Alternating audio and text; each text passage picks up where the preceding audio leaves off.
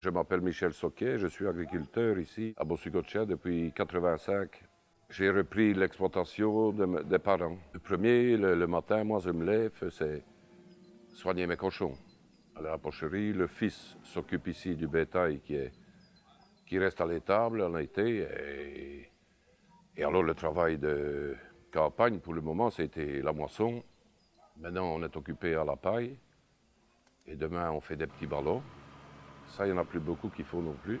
Autrement, le reste, la culture, betteraves, des pois, des haricots qu'on a remis après les pois, des chicorées, du lin, les céréales normales. Allez. Une partie qui est qu'on rentre ici pour le bétail, on a un aplatisseur pour aplatir, pour faire la farine, que le fils donne au bétail. Et le reste, ça part dans le circuit normal, passe par les gros négociants. C'est eux qui s'occupent de la vente et tout ça. Allez. Ici, donc, le bétail, on vend les vaches de réforme les plus vieilles et qui sont remplacées par des jeunes bovins, tout ça, mais ça avance chaque année, ben oui. Il y a une partie, on engraisse les mâles, on les engraisse tous. Et après, entre 18 et 24 mois, on les vend. Et alors, les cochons, ça c'est tous les 4 mois, 1000 nouveaux partir à l'abattoir. Et le reste, on a des prairies, on fait du préfané, du foin, un peu comme tout le monde. Allez. Mais ce qu'on essaye, c'est protéger les sols, nous. Hein. Bon, ça fait de la deuxième année qu'on pratique en partie pour voir des non-labours et des labours pour voir pour le lessivage et tout ça, hein, avec les pluies comme l'an passé.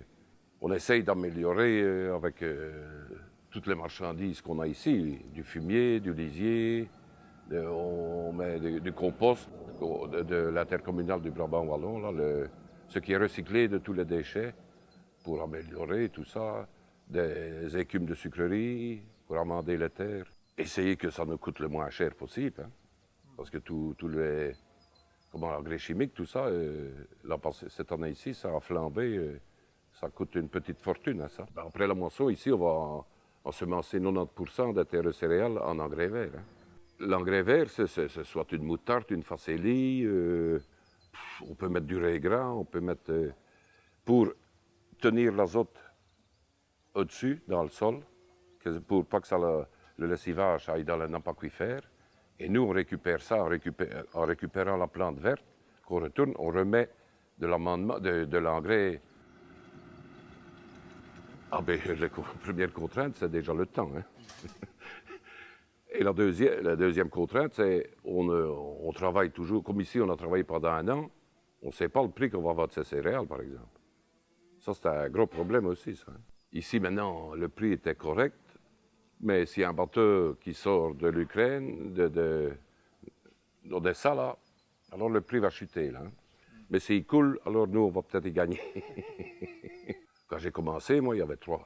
Il y avait chez Pâques, il y avait chez Gilles. On négociait avec le patron directement. Hein. Ça, c'est fini, ça, maintenant. Hein. C'est terminé, c'est ce prix-là, où tu reprends tout, ou tu n'as rien, allez. C'est eux qui décident.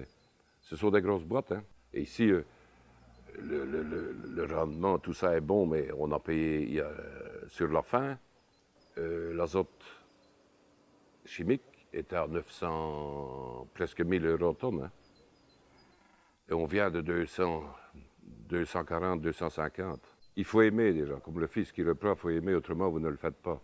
Si c'est pour dire je vais devenir riche, c'est fini ça. Hein. Mais il faut être passionné là-dedans. C'est un passionné les bétail, mécanique, tout ça, lui, il travaille beaucoup. On fait beaucoup nous-mêmes de réparations. Hein. On chipote beaucoup nous-mêmes, ça nous épargne aussi un fameux budget en fin d'année. Hein. Nous, on ne demanderait pas mieux, nous, hein, de pouvoir travailler, gagner sa vie, vente au voisinage et tout ça, c'est le but, ça. Hein, mais... Et les gens, j'ai vu, il y a eu la crise du Covid, ils sont allés chez les petits maraîchers et tout ça, il fallait. Une fois que la crise était terminée, ça s'est érodé avec François. Et il m'a dit entre 30 et 40% moins sur un rien de temps. Hein.